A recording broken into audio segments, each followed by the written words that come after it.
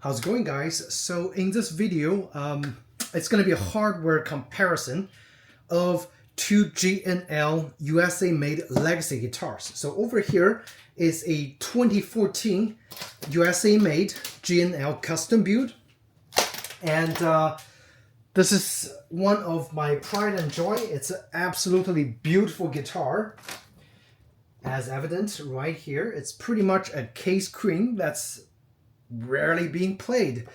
The reason being, so I recently got two G&L Legacies at the same time. Okay, I made an offer on two guitars, and both offers surprisingly got accepted. So I was lucky to get two guitars that's USA made. Only difference is one is made in 2014 and one is made in 1997. Okay. So I'm going to have both guitars right here on the table so you guys can have a good view of both of those beautiful USA handmade guitars. Now, not going to be much of a tone comparison because the Legacy SSS, if you haven't heard of the tone, just go on YouTube and there are plenty other players demonstrating the Alnico 5. This is the original Alnico 5s supposedly used on both of those guitars. But this one, when I bought it, the seller upgraded to an EMG active pickup. So there's actually a battery hidden inside.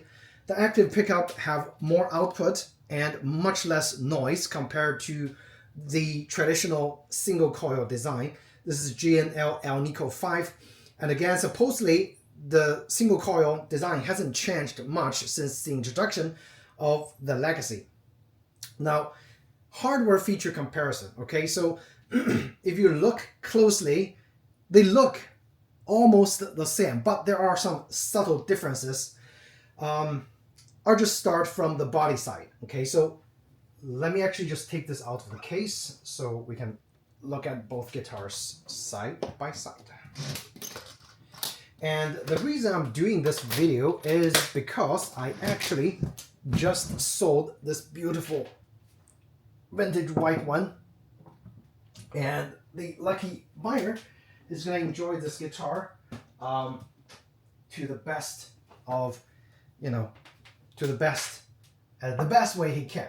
All right, so look at those guitars. Like, both of them are absolutely beautiful. Okay, differences. The body carving of those two guitars are actually different. So the 1997 had more rounded edges on the body. So it's more rounded. And so in general, this one feels more like hugging your body, where the 2014 version, the edge is just ever so slightly less rounded. Okay, so that's like the first difference there. And also, I think in terms of thickness, the 1997 is ever so slightly thicker, just a little bit thicker than the 2014 version. So edge is different. And in terms of the shape layout, they are exactly the same. Now, G&L changed the pickguard design from using the pickguardheaven.com's pickguards to their in-house cutout shape starting from 2016. So this is a 2014 model, so the pickguard can be easily replaced if you go to pickguardheaven.com, okay, because that's a place that actually made all the G&L Legacy or G&L lines of pickguards and the back cover. So that's one difference right there. What's also different is the Tremolo Bridge. While the shape is exactly the same, the bridge quality, I feel the bridge cosmetic quality has improved quite a lot, because on the new version, everything is chrome plated. As you can see, it's beautifully chrome plated, including the screws and the tremolo holding joint right there. On the older version, the only thing that's chrome plated is this plate, the top plate. This is not chrome plated. This is just the steel bridge, the tremolo holder, and those two bolts are steel, not chrome plated. And you can see there are already rust or oxidation developing over here on the bolts, and also on the bridge saddle. Bridge saddle is not chrome plated, it's just steel. Over here, the bridge saddle, chrome plated. Okay, so it's not going to rust as easy as the 1997 version, so it's going to last longer. If you just regularly apply some very light oil or anti-rusting lubricants, whatever, on top, it should look better longer. This one, it's already rusted, but does it affect playability? Not at all. Okay, but just to keep that in mind, older versions is not going to have all chrome plated, the dual fuel chrome bridge, which again, I think this works way better and it keeps in tune way better than the Fender designed tremolo bridges. All right, so there is one last thing that I must mention so you guys don't make a mistake when you need to find replacement parts. First thing first, always go to the G&L's official website to look for replacement parts because they usually have it. But there is one difference also very important is tremolo arm thickness is different. The old 3-bolt uses a thicker tremolo arm and the new one uses a thinner one. So when you order a tremolo arm, make sure you know the year that your guitar is made so they can give you the correct tremolo arm. Again, the old one uses a more thick arm, and the new one uses a thinner arm. So make sure you get the year correct before you go out and buy replacement parts. So there's that. And that's the reason, like, I really love G&L as opposed to a Fender of the similar priced, Fender Americans. I would pick this guitar just for playability and in terms of the design. Okay. After all, Leo Fender started this, even though this is not, his design. The legacy came out after he passed away. The company wants to honor him, so they made this version. But again, this is still pretty much the baby of Leo Fender himself. All right, so that is different. What's also different is the mounting joint. Now, I don't know if, I know there are some sort of locking strap mounts and unlocking, but this one, the edge is slightly thicker over here, where the new one, the edge is very thin. So you can just see the front. See, so it's wider and it's thinner. I think the new one is probably going to hold the strap a little bit better in terms of, not having them moving around or slide out by accident. This old one, it's pretty thin. Okay, so I think you have a winning design elements over there for the strap as well. All right, I think we went through most of the body. Again, everything's replaceable. They have parts for pretty much everything. The bridge, if I want to get full chrome, it's about, I think, less than $100 to get everything replaced, including the bridge saddle. The pick guards, again, old ones sold by Pick Guards Heaven. It sells for about $30 to $40, depending on the color options. And also, let's just take a quick look of the back. And on the back, you can see the classic original 3-bolt design of the G&L Legacy. Now, the G&L 3-bolt, supposedly, it's a much better improved design compared to where Fender came out with the 3-bolt in the 70s or 80s, whatever. So never have any issue with the neck joint. It's very stable, and there's no difference when comparing this 3-bolt design to the 4-bolt. And I have other Legacies before I had those.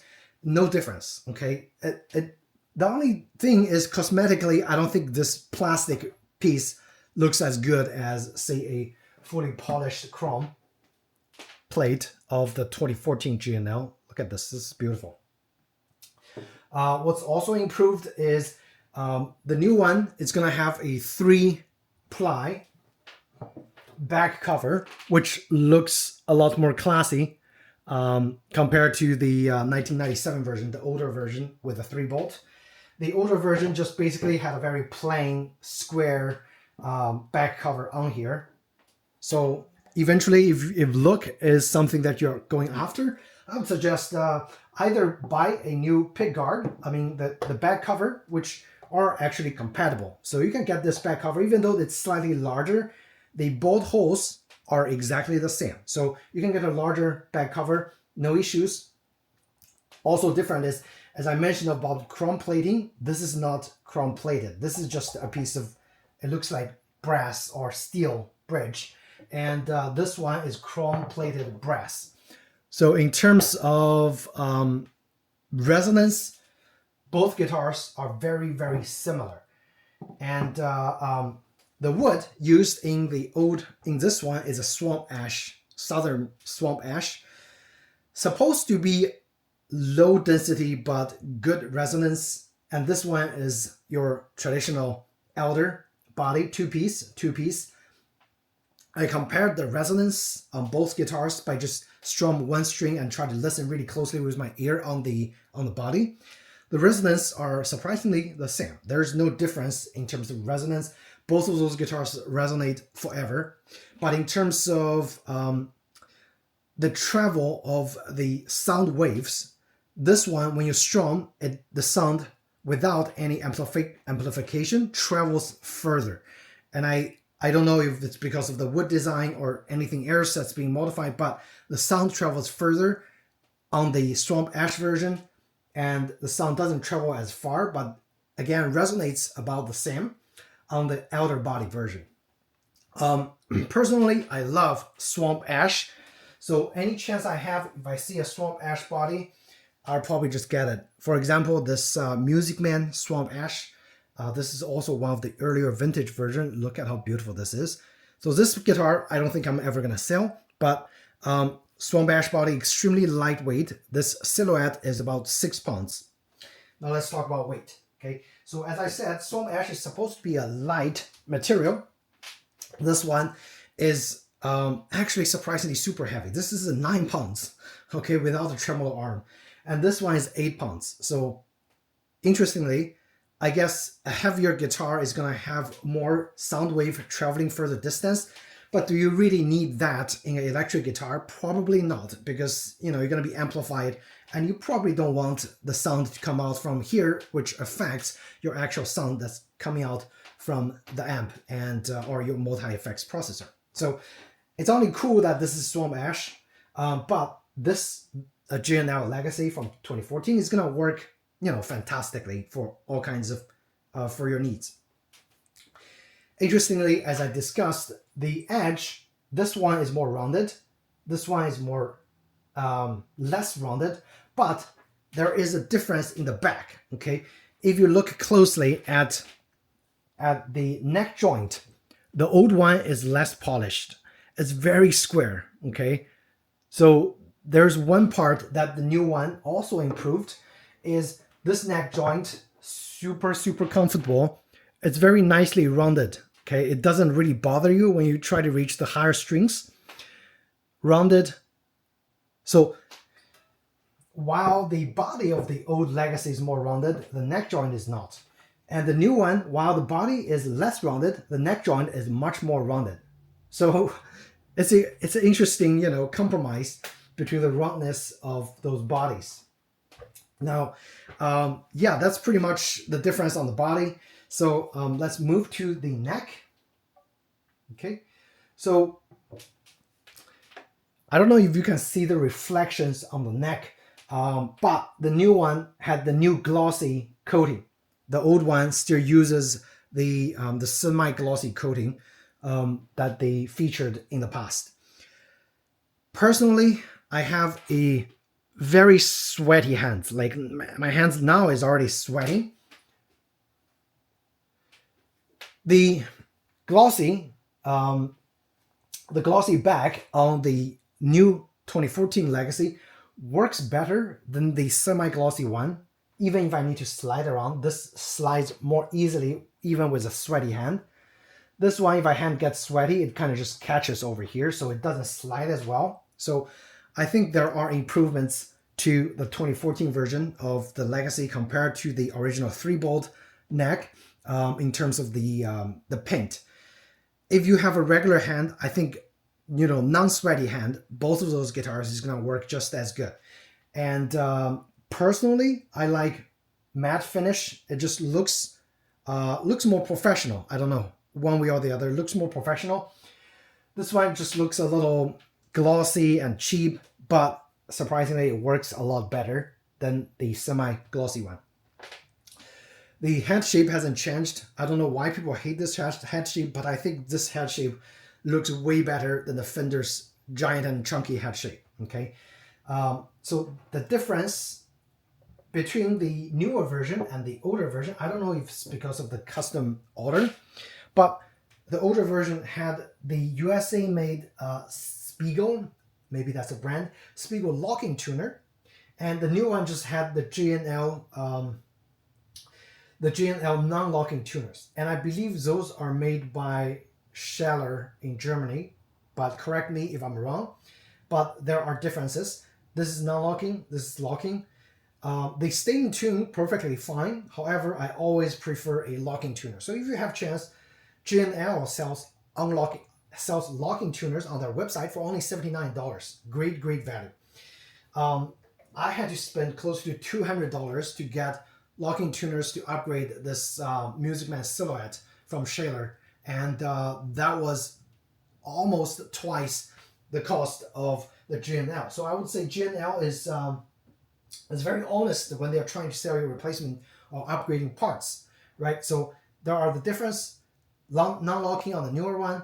If you have option, always get locking, okay? And this is a locking tuner. This Spiegel actually works very good, keeps in tune on this old guitar quite surprisingly well. And also very easy for string change. Basically, you just unlock it, take the string off. If you need to change the, so this one have active pickup, so it's kind of important to have locking tuners because I can just get them off and open up the pickguard to replace a battery maybe once a year or twice a year. So keep that in mind. And I haven't opened both of those, so I do not know if you're able to upgrade those pods to a, say, a humbucker or a P90. So let me know if you have similar versions, whether you can upgrade those or if they have those carved out from the inside for easy upgrading. Okay, but I think that's pretty much all the difference that I can tell from the 1997 3-bolt to the 2014 4-bolt design. In terms of those indicators, the fret indicator, I don't know how you call this, indicator dots. The newer one had mother of pearl, and this one is actually color. It's a beautiful like colored pearl inlay. Okay, dot inlay. It's beautiful. The older version only had just a plain white looking one, and it feels like this is actually plastic pearloid inlays. So the new one had an upgrade, which is really nice. Now, same rosewood fretboard, no difference there. Okay, the fretboard is very comfortable, and I really like the fact that there are more edges on the higher and lower E strings, so if you do slide, it doesn't slide off. Like for my Music Man, I feel like the edge is not quite there. Like a lot of times if I just try to slide a little bit, it falls off. So that's like really annoying. See? It's just easier to do on the Music Man to slide off the edge on the high and low E compared to the actual G&L, which is better designed. The fretboard is very comfortable. Now both of those actually have a similar shape, which the shape on the bottom, I think they call it the traditional C shape, which I find comfortable and easy to play with. Okay, and really no complaints on the shape of the board or the shape of the back. For my medium to small size hands, they are very comfortable. And I believe the radius on both of those are 12-inch. Let's see. Yeah, so 12-inch radius on the fretboard, kind of a modern take with a C shape back. So mix of modern and vintage design. Usually vintage is a traditional C with a 9.5 inch radius on the fretboard. This is 12 inch with a medium C. And that's pretty much all the differences over here. Okay, the very last difference is the logo design. Okay, look at this old logo. I love this 3D Legacy, kind of like a vintage text 3D logo. It says made in USA, G&L, guitar by Leo. I love this one, okay?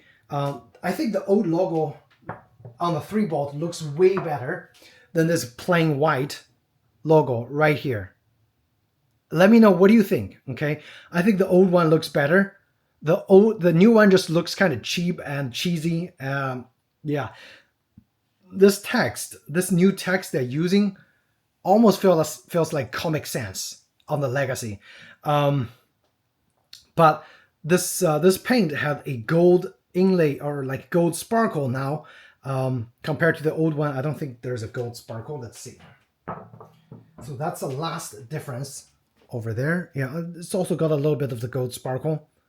Okay, but again, I would go for the old logo design because it looks nice, it looks more classy, and it's 3D. It's just more dimensional, right? Kind of just like the neck design, the headstock design. It's the text goes well. The new text, it just big and bold, and also this big letter I do not like. Okay, so all right, guys. So just gonna at the end demonstrate some simple chords and tones for you guys on the Legacy USA from G&L. We're gonna start from the neck, and my tone is around 9 to 10 for both the treble and the bass.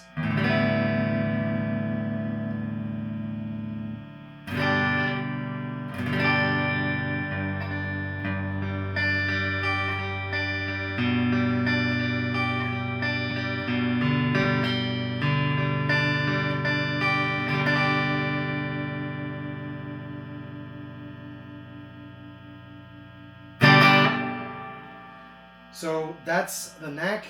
And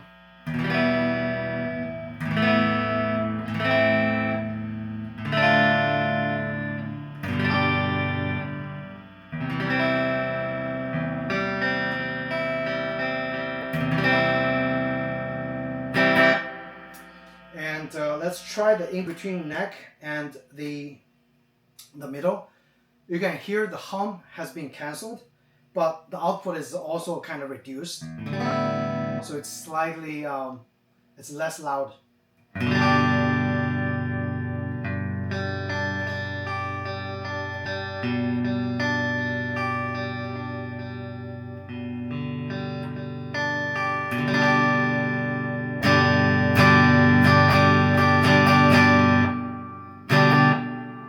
Okay.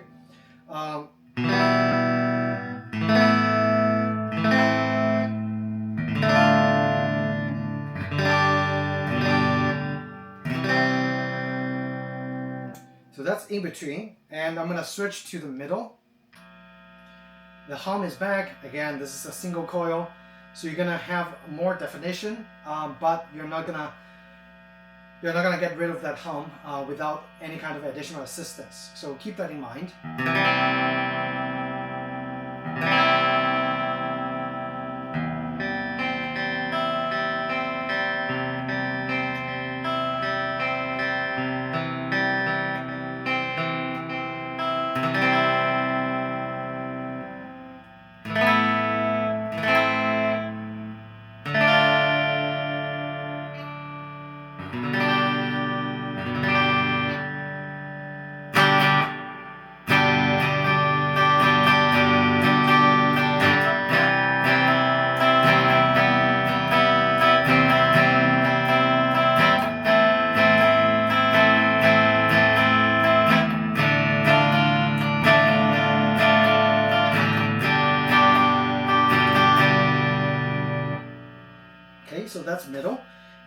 Yeah, I kind of like the middle sound quite a lot, more so than the neck, personally. So let's try the middle and the bridge. So this is middle and bridge, and this is middle and neck.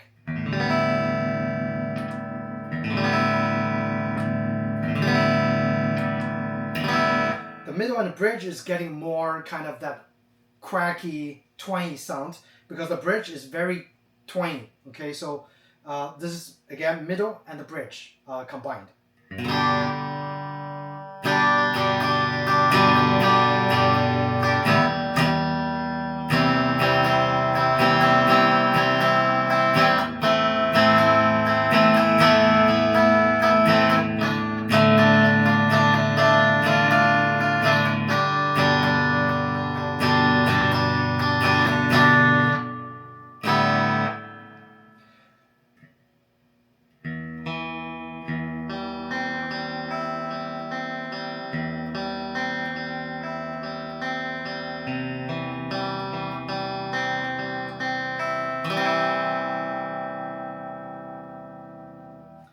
Also not a bad sound, okay, for clean tones at least. And this is the bridge and bridge only, okay.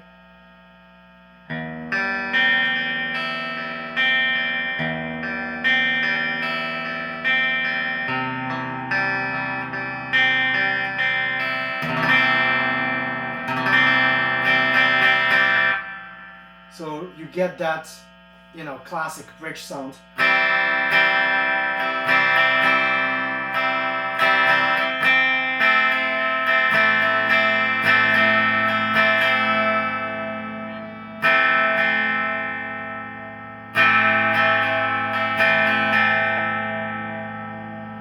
And what's cool about G&L is with this bass tone control, on some of those tones, you can most definitely customize a lot better than a Fender Strat, where you only have one tone control that controls everything.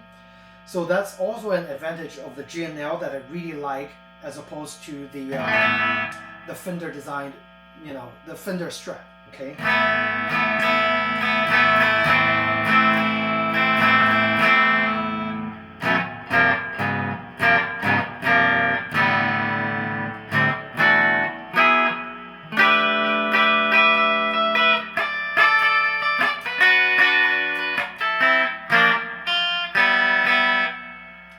Not bad. So this is pretty much all the combinations there is.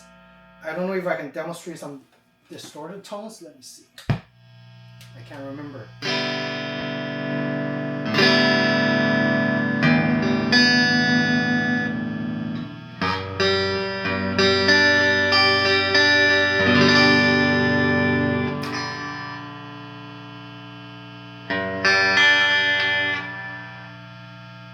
My hand is like super sweaty now.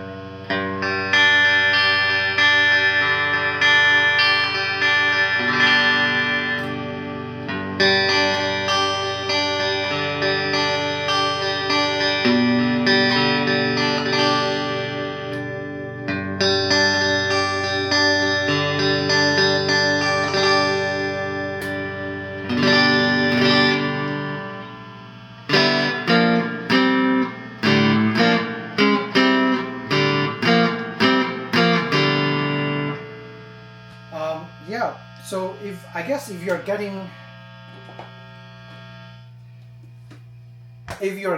a SSS configuration, I'm pretty sure you're going for that clean tone, or maybe a little glassy feeling, and or British chimes. For all of those, I think the Strat style single coil pickups is gonna do a fantastic job. And this guitar is also very easy to play. There really isn't any complaint when I try to, you know, learn guitar on this G&L Legacy, right? So yeah, so at the end of this video, I just want to give you guys some tone comparison. I know I'm not really good at playing yet, but at least that could get you started on whether you want to get this guitar based on the tone or not. But I think based on ergonomics, I would pick this guitar absolutely, no second thought. And if I later on, if I find another G&L Legacy that looks, striking, I might just grab it only because of, of the look. So yeah, there you have it. Take care.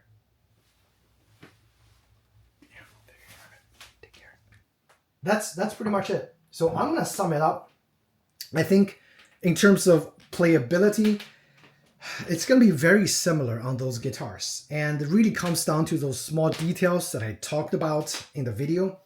I know the video is a little long, but I think I pretty much covered everything possible on the differences between the 3-bolt 1997 version and the 2014 version before they actually changed, a lot of designs starting in 2016. Okay, so if you are able to find a older version 3-bolt for a better price, by all means grab it because it's gonna play fantastic.